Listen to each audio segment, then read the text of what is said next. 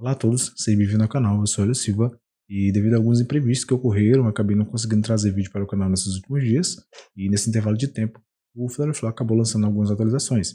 Então nesse vídeo vamos ficar por dentro desses updates. Creio que a maioria de vocês já deve ter visto essas atualizações, porém para quem ainda não viu, vamos para o vídeo. Então temos aqui na nossa primeira atualização as ações de retorno de chamada com parâmetros, ou seja, as ações de retorno de chamada agora elas podem receber parâmetros. Então isso aqui vai agilizar o nosso fluxo de trabalho, né, quando formos criar o nosso projeto. Então, resumidamente, o que acontece? Utilizando essa ação, você pode acionar qualquer ação recebida como parâmetros dentro de um componente. Então, isso é muito útil para acionar, né, para você chamar uma ação definida em uma página, fora de um componente, a partir de um item dentro de um componente. Então, eu vou demonstrar isso aqui de forma didática. Então, anteriormente, eu teria um componente, né, eu criaria um componente e definiria uma ação para esse componente. Então, caso eu quisesse exibir os detalhes, por exemplo, dessa cenoura, eu chamaria o meu componente aqui dentro da minha página.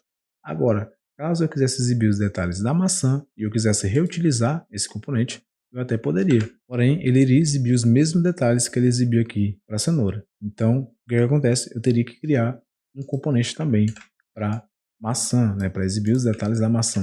Da mesma forma, se eu quisesse exibir os detalhes aqui do limão, eu precisaria criar um outro componente, certo? E também uma outra ação para mostrar os detalhes do limão. Então agora com o callback, que é o retorno de chamada, ficou muito mais simples você fazer a reutilização de componente. Então, por exemplo, eu tenho um componente aqui criado, eu passo a ação para esse componente, eu defino a ação, por exemplo, aqui exibir detalhes da cenoura e retorno essa ação, né? Eu faço o callback dessa ação aqui, passando para dentro de um widget no componente. Então, por exemplo, se eu quiser exibir os detalhes da cenoura, eu chamo aqui o meu componente, certo? Então eu vou exibir os detalhes da cenoura. Porém, agora, caso eu queira exibir os detalhes da maçã, eu não preciso criar um novo componente e adicionar uma ação para ele.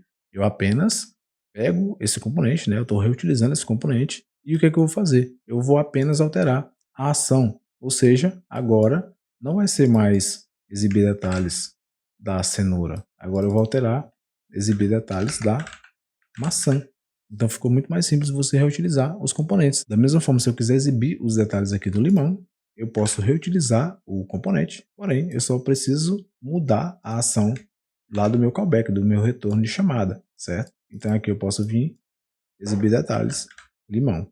Então agora ficou muito mais simples você fazer essas alterações e reutilizar os seus componentes nas suas aplicações. Anteriormente, sem executar a chamada, eu não conseguiria fazer uma execução diretamente de um widget dentro de um componente. Então agora com o retorno de chamada eu consigo fazer essa execução. Então eu consigo executar uma ação diretamente de um botão, por exemplo, dentro de um componente. E antes eu não conseguiria fazer isso. Então aqui a gente conseguiu entender o funcionamento de uma forma visual. Agora a gente vai lá para o Flutterflow para entender esse funcionamento na prática. Então, a gente vai clicar aqui, eu já tenho um projeto aberto, uma página criada, vocês podem fazer isso. O exemplo que eu vou estar utilizando aqui é bem simples, a gente vai estar fazendo um cadastro somente de um nome, né? A gente vai clicar em um botão e vai exibir esse nome que foi cadastrado. Muito simples, a gente vai fazer isso aqui agora. Então vamos iniciar criando aqui um data types para a gente armazenar o nosso cadastro. Então eu vou criar aqui um data type do tipo cadastro e vou adicionar somente um campo, o campo nome. É do tipo string, né? Porque eu vou estar adicionando texto. Então eu vou criar certinho. Agora eu venho aqui no meu app state. Então vamos criar agora a nossa variável de estado. Então eu clico aqui. Vamos colocar o nome de cadastros. Ela vai ser do tipo data type. E aqui eu seleciono o meu data type cadastro. É do tipo lista. Então eu posso marcar. E vou clicar aqui para criar. Caso você queira saber mais informações sobre o funcionamento do data type, eu tenho um vídeo aqui no canal. E eu vou deixar aí no card em cima. E vocês podem acompanhar lá. Então, aqui eu já criei, né, a minha variável de estado, onde eu posso chamar essa variável lá dentro da minha aplicação. Antes da gente criar o nosso layout, eu vou criar aqui o nosso componente. Eu vou clicar aqui nessa opção, e o component, criar um novo, né, vou criar em branco. Então eu vou criar aqui um componente chamado btn cadastrar, vai ser um botão de cadastro. Então btn cadastrar. Vou criar esse componente, e pronto, já temos o nosso componente criado. Aqui eu vou adicionar somente um botão. Então, eu vou clicar para adicionar. Vamos centralizar esse botão aqui. E eu vou mudar o texto para cadastrar. Aqui na parte superior a gente vai encontrar essa opção Component Parameters, então eu vou clicar para adicionar, Add Parameter, vamos adicionar o parâmetro, e aqui ele pede para a gente definir o nome, então eu vou definir aqui como cadastrar. Certinho. Qual vai ser o tipo desse parâmetro? O tipo desse parâmetro vai ser uma action, então a gente pode encontrar essa opção aqui. Eu vou adicionar minha action, ele já marca automaticamente, certo? Então vamos deixar marcado. Vamos adicionar a ação para esse parâmetro. Eu clico aqui para adicionar a ação. A ação para esse parâmetro vai ser adicionar, né? Adicionar um cadastro. Então eu vou colocar aqui add cadastro, que é para a gente adicionar um cadastro. Então eu vou adicionar add cadastro. Beleza. Qual vai ser o tipo? Então, eu criei aqui um tipo data types. Então eu estou armazenando um data type, certo? Então eu venho aqui tipo, então vamos navegar até a opção data type. Então aqui no type você vai ter várias opções, tem o JSON, tem color, boolean, tem várias outras opções. Então eu vou deixar marcado aqui o type que eu estou utilizando o armazenamento aqui como data type. Aqui embaixo ele pede para você adicionar o tipo de data type e vai ser o tipo cadastro que a gente criou. Então eu vou clicar aqui para adicionar. Certinho. Fazendo isso, eu posso clicar para confirmar. Pronto, a gente já adicionou. Agora a gente vai chamar o nosso componente na nossa página. Eu vou clicar aqui na nossa página Home. Vamos fazer aqui o nosso layout. Eu vou selecionar minha coluna, vou dar aqui um pending de 15. Então ele vai dar esse espaçamento aqui nas laterais. Beleza. Vou adicionar aqui um text field. Aqui no text field eu vou fazer somente uma configuração, que vai ser mudar a borda para outline. Então ele vai marcar aqui o outline, não vou alterar o texto, vou deixar dessa forma. Vai ser um exemplo bem simples. Então agora eu vou adicionar o meu componente, então eu clico nessa opção, chamo o meu componente aqui, que é o botão cadastrar. Vou dar um espaçamento aqui na parte superior de 10, só para dar esse espaçamento aqui. Beleza. Voltamos aqui na nossa coluna. Agora eu vou adicionar aqui um container. Esse container aqui ele vai ser responsável por exibir os dados que eu vou cadastrar. Eu vou deixar ele dessa forma. Vamos alterar aqui o nosso tamanho, né, desse container. Então eu vou definir aqui porcentagem para os dois. E eu quero que ele utilize 100% desse espaço que está sobrando. Ele vai utilizar 100% na largura e 100% na altura. Vamos dar um espaçamento também na parte superior de 20, para ele afastar aqui um pouco do botão cadastrar. Dentro do container eu vou adicionar aqui uma coluna. Adicionei minha coluna e dentro da coluna eu vou adicionar o meu texto. A partir do momento que eu adiciono um componente criado à nossa página, nas suas propriedades a gente vai encontrar a opção. Então podemos ver que a gente definiu o parâmetro aqui. Eu posso clicar aqui nessa opção para editar. Então a gente tem o nosso parâmetro definido, né, que é o parâmetro cadastrar. Quando eu adiciono a minha página, a gente vai encontrar nas suas propriedades essa opção aqui, onde vamos definir a nossa ação. Eu vou clicar para abrir, e aqui eu tenho o callback, que é o retorno de chamada, né? É o retorno da nossa chamada. A nossa action vai ser o update app state, que é a variável de estado que a gente criou, e aqui eu seleciono ela, que é a variável cadastro. Eu vou selecionar ela aqui, ela é uma lista, né, de cadastros. Aqui ele está perguntando qual é o tipo. Então, quando eu utilizo o data type, a gente tem algumas opções. E aqui eu vou querer adicionar a lista de cadastro. Então eu vou clicar aqui em Add to List. Aqui a gente vai definir como vai ser feito, né, esse cadastro, como ele vai ser adicionado. Então eu clico nessa opção. Então vai ser aqui o nosso Create Data Type Object Cadastro. Seleciono ele. E aqui eu vou adicionar o campo. Então só temos o campo nome, certo? E aqui, da onde esse valor vai vir? Ele vai vir do meu with state text field, que foi aquele text field que a gente adicionou. Ou seja, o nome que vai ser adicionado, ele vai vir do meu text field, certo? Então, somente essa configuração que eu vou fazer. Vou clicar para confirmar. Posso fechar aqui. O erro vai sumir e tudo pronto. Então, pessoal, aqui eu já tenho o nosso retorno de chamada, que a gente acabou de criar. E agora precisamos executar esse retorno. Então, para fazer isso, eu seleciono o meu componente, seleciono o widget dentro do componente, que aqui no caso é um botão. Vou selecionar ele aqui e vou adicionar uma ação. Vamos abrir, Add Action, e agora eu vou pesquisar por Execute Callback. Então, vamos executar o retorno da chamada. Então eu clico nele aqui, porque ele pede para você definir o seu callback, né, o retorno de chamada, e é o parâmetro que a gente definiu lá no início. Então eu vou adicionar aqui o cadastrar. Então aqui embaixo ele pede para você definir o cadastro, né? Então, Add Cadastro, seleciona essa opção aqui, e eu vou selecionar aqui o meu cadastro. Prontinho, aqui eu não preciso fazer nenhuma configuração, porque eu já fiz as configurações lá no meu callback. Então eu vou clicar para confirmar. Então, pessoal, tudo pronto, a gente já fez todas as configurações. Agora precisamos exibir a lista dos itens que vão ser adicionados. Então, eu vou clicar aqui na minha página Home, selecionar a minha coluna. Eu vou gerar os fields dinamicamente, então eu clico nessa opção. Vai ser listagem. Vamos chamar aqui o nosso AppState cadastro. Então, ele vai exibir, né, a lista de cadastro que foi adicionado. Eu vou clicar para confirmar. Vou salvar, vou apertar em OK. Então, para que seja possível visualizar os itens que foram adicionados, eu venho aqui no meu texto, seleciono aqui o Set from Variable, vamos selecionar a nossa lista, né, que é o retorno da nossa lista, então eu clico nela, ele pede aqui para a gente definir a estrutura de dados, porque eu estou utilizando o Data Types, então eu seleciono ele aqui, e o campo é o campo nome, eu quero que ele exiba somente o campo nome, que é o único item que a gente tem lá adicionado, o único campo.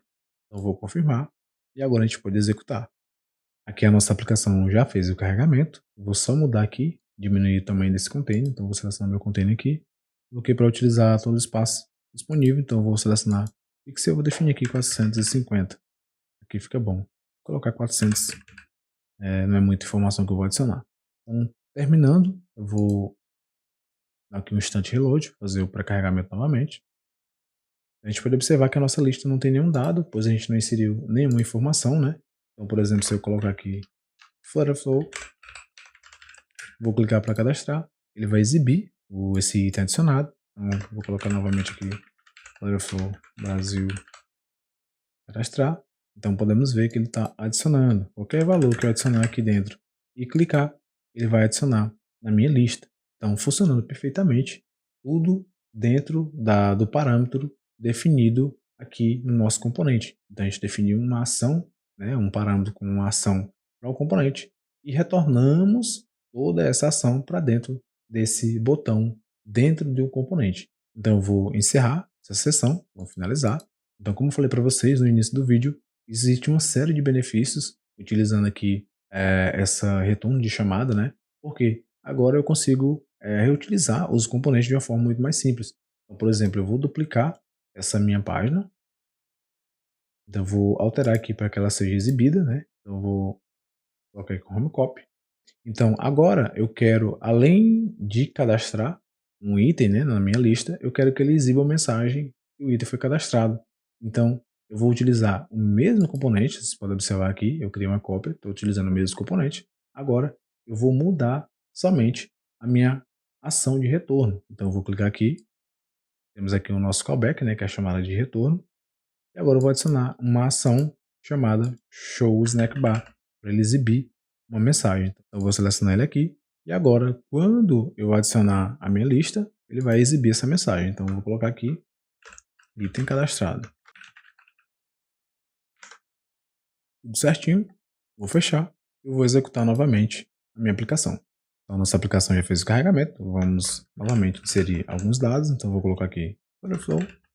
Quando eu clico para cadastrar, ele adiciona e exibe a mensagem aqui embaixo. Então, eu vou colocar aqui Flutterflow Brasil. Clico para cadastrar, ele exibe a mensagem e também vai exibir a mensagem aqui embaixo. Então o que aconteceu? A gente utilizou o mesmo componente, somente alterou a ação. Então isso facilita demais a reutilização dos seus componentes nas suas aplicações.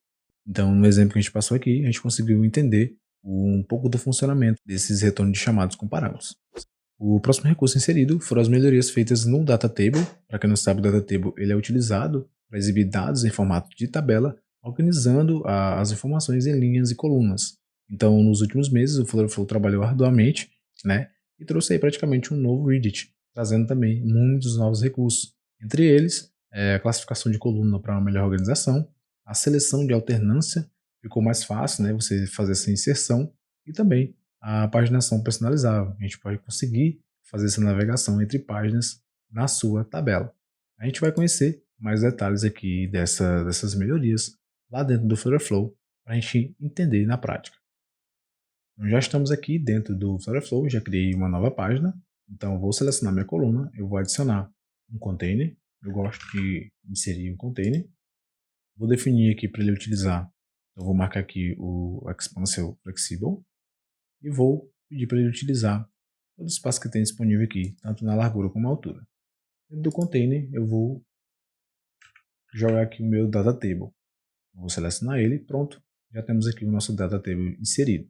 Aqui na parte superior ele vai aparecer um erro, porque ele está pedindo para que a gente gere, né, para que a gente mostre esses dados dinamicamente. Então a gente vai fazer isso mais na frente, vamos conhecer primeiramente as propriedades.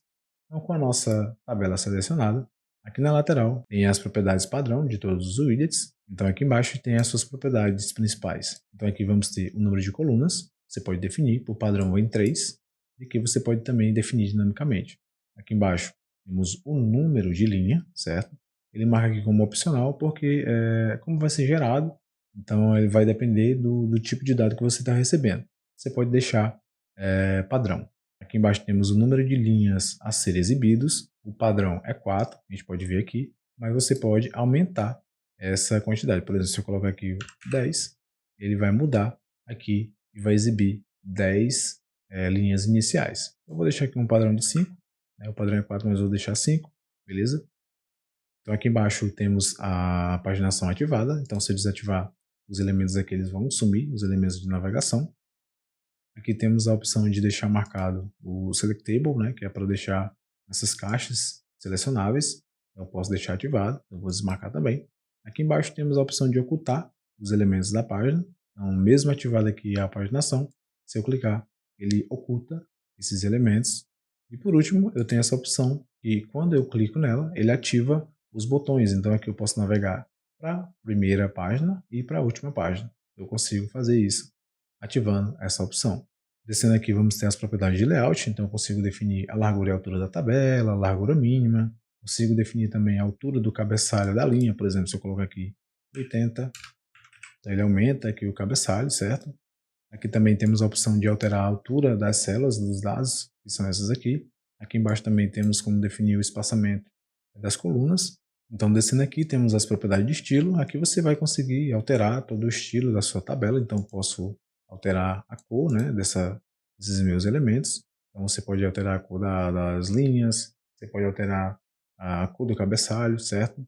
Aqui embaixo temos o Sorting Color. Quando você está fazendo a ordenação, você pode mudar a cor da setinha que aparece aqui. Aqui temos a definição do raio da borda, você pode definir aqui. Então, aqui temos a opção de adicionar os divisores horizontais, né? E aqui você define a espessura, né, que está branco. Eu vou colocar aqui a cor primária. Então a gente pode ver que aqui aumenta a espessura, essa divisão horizontal. Nessa opção ele vai adicionar linhas horizontais nas últimas linhas. Então, por exemplo, aqui e aqui nessa parte de baixo. Então quando eu clico para marcar, ele vai inserir essas linhas. Então descendo aqui temos a opção de ocultar a linha padrão, certo? Então você pode ocultar essa linha padrão ou não. E por último, temos a opção aqui de adicionar os divisores, né, as linhas verticais. Então quando eu marco aqui, está em branco, vou colocar aqui a cor primária, pode ver que ele fez essa divisão. E aqui você altera essa espessura dessa linha, certo? Então vou deletar aqui, vou deixar 1, então vai ficar dessa forma. Eu vou desativar essas linhas aqui, não vou precisar por enquanto. Eu vou desativar também aqui a horizontal, vou deixar dessa forma. Então tudo certo. Então pessoal, agora a gente vai exibir os dados, né? Então eu vou estar utilizando aí os dados de uma API. Então eu vou utilizar somente duas colunas, então eu vou definir aqui somente duas. Pronto. Então automaticamente aqui ele fez essa alteração. Então resumidamente temos a nossa tabela de dados. Aqui temos o cabeçalho da nossa tabela. Embaixo temos nas nossas células, certo? Que é onde vai ser preenchida com as informações. Então vamos lá, eu vou clicar aqui na minha API Call, vou fazer essa chamada, então vamos adicionar uma chamada, né, uma API. A nossa API, pessoal, é bem simples, ela vai retornar somente os feriados do ano de 2024. Então eu vou colar o URL, vou deixar na descrição do vídeo, caso vocês queiram utilizar também, para fazer esse exemplo, certo? É o método GET, beleza, que a gente vai estar buscando essas informações. Vou definir um nome aqui chamado API feriados, beleza? E aqui eu vou fazer um teste API Call. Vamos executar para ver se está funcionando. Beleza, ela retorna aqui somente essas três informações: a data, o nome e o tipo de feriado, beleza? Então, certinho. O que eu vou fazer agora, pessoal? Eu vou passar essas informações para dentro de um data type, porque a gente vai utilizar essas informações, porém eu preciso que essas informações estejam armazenadas dentro de um data type.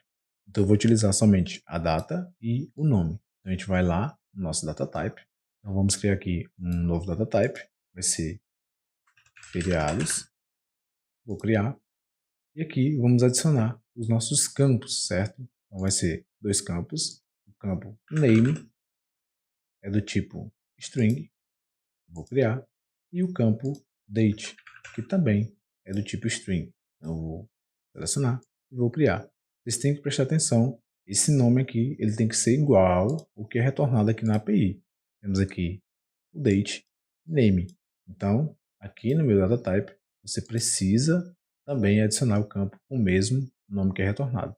Então, tudo certinho, vamos adicionar a nossa variável de estado para que a gente consiga ter acesso a ela lá dentro da nossa aplicação. Então, eu vou adicionar a nossa variável, vai ser meus feriados, ou feriados nacionais, você pode colocar feriados nacionais, é do tipo data type, é do tipo feriados, que foi o que a gente criou aqui agora. Eu vou selecionar ele aqui, posso marcar que é uma lista, e eu posso também marcar aqui para persistir esses dados na nossa aplicação. Então, eu vou criar. Então, eu já fiz toda a configuração aqui necessária, vou voltar na minha API. Então, eu fiz aqui, né, os testes, porém eu não salvei. Então, eu vou adicionar minha call, né, adicionar minha API. Como eu vou estar passando aqui essas informações do meu JSON, né, para o data type, eu posso deixar essa opção marcada, mas quando a gente for fazer as configurações, ele vai fazer isso automaticamente. Então, eu não vou mexer aqui por enquanto. Então, vamos voltar aqui na nossa aplicação. Então, para que esses dados sejam exibidos aqui, é necessário a gente fazer o carregamento da nossa API. Então, eu vou selecionar aqui o meu scaffold, certo? Então, eu seleciono ele aqui. Vamos adicionar uma ação. Vamos abrir aqui o Flow Editor e vamos definir essa ação. Então, pessoal, aqui temos o OnPageLoad. Quando essa página iniciar, né, e ela fazer esse carregamento, então a gente já vai carregar esses dados da nossa API. Então, eu vou procurar aqui API Call. Temos aqui qual é o grupo de API, vai ser API Feriados, o nome que a gente definiu. Aqui embaixo, ela vai ter a nossa variável retornando com as informações.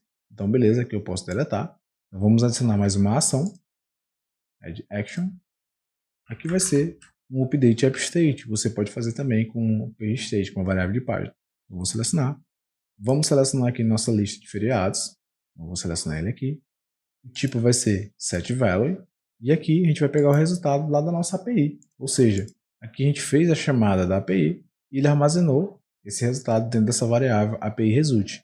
Então aqui no nosso update app state, vamos selecionar aqui nosso action outputs API result. Então a gente está pegando o resultado da nossa API. Aqui precisamos definir as opções de resposta da API. Eu vou selecionar. A gente vai pegar essas informações aqui do JSON e vamos jogar dentro do nosso data type. Então foi aqui que eu falei que acontece aquela configuração automática. Eu vou selecionar aqui o data type. Ele vai perguntar qual é esse data type que eu estou querendo passar esses dados. Vai ser para o feriado, né, que a gente criou, feriados. Ele é uma lista e não temos mais alterações. Então eu vou clicar para confirmar.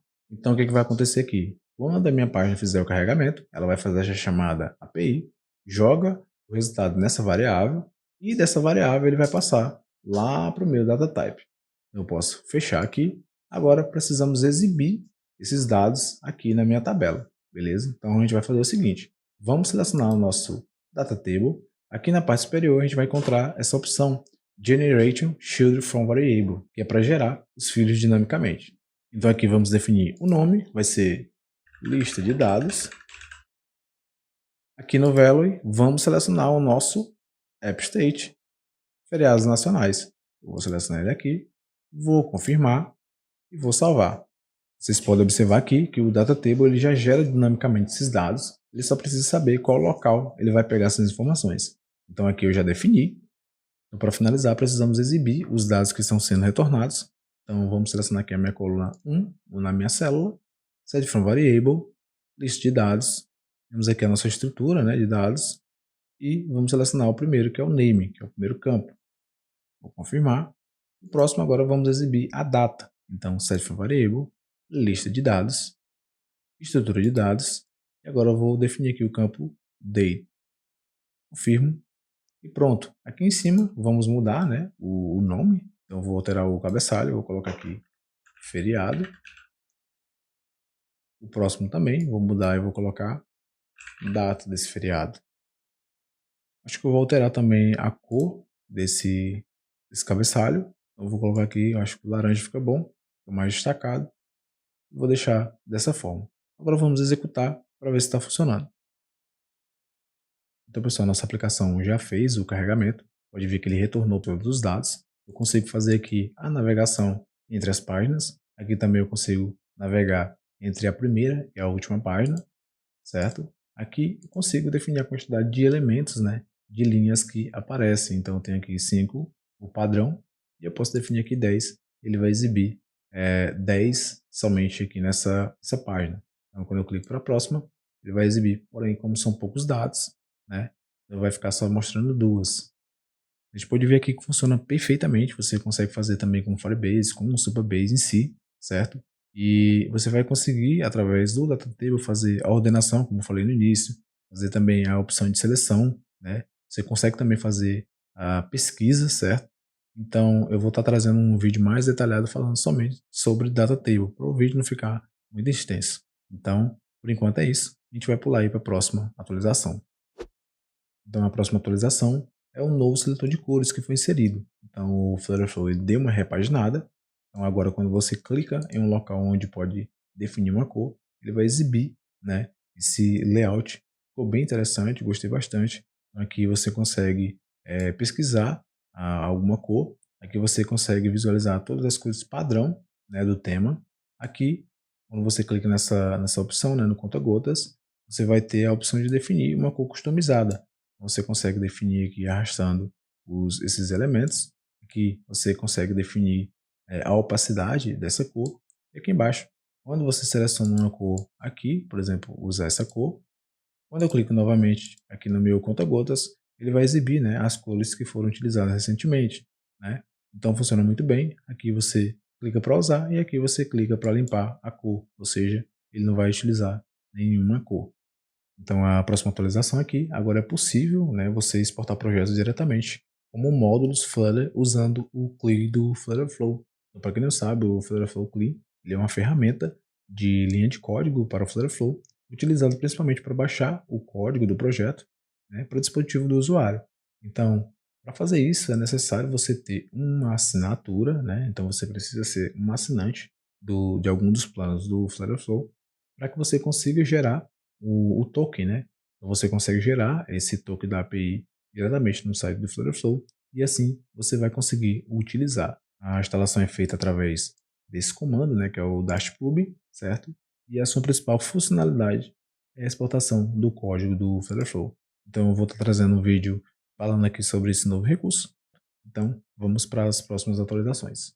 Então aqui a gente vai ter algumas outras melhorias. Então a primeira é que agora você pode definir dinamicamente o comprimento do pino para o widget do campo pincode. Então eu adicionei aqui um widget pincode e aqui nessa opção você vai conseguir definir, né, o tamanho desse pino. Então agora eu consigo definir, por exemplo, vindo através de uma variável, eu consigo alterar o tamanho desse pin. Outra opção também que foi adicionada, que a gente pode ver aqui, é que agora ele foi inserida a ação de limpar os menus suspensos, né? Eu adicionei aqui um drop-down. Vou procurar aqui na minha action. Vou adicionar uma ação aqui bem rápida, só para a gente visualizar. Vai ser o reset drop-down fields. Então agora eu consigo fazer essa opção, né, para resetar os nossos menus suspensos. Então, bem interessante aí essa atualização. Uma outra melhoria, agora é possível você criar seus próprios IDs personalizados para o documento do Firebase. Então, anteriormente, ao adicionar um novo documento à coleção do Firestore, o Firebase gerava automaticamente um ID único a cada documento. Então, agora você consegue fazer essa personalização. No meu projeto, eu adicionei no Firebase, né, eu criei um projeto de forma bem simples. Então, a gente vai somente visualizar, né, o funcionamento. Vou selecionar aqui o meu pin code mesmo, rapidão. Eu vou abrir aqui. Eu vou adicionar uma ação, vou procurar aqui o backend, list document, eu vou selecionar aqui a minha coleção user, já criei lá, e agora a gente vai encontrar essa opção aqui, custo ID. Então aqui você vai conseguir fazer essa personalização. Então eu vou fechar.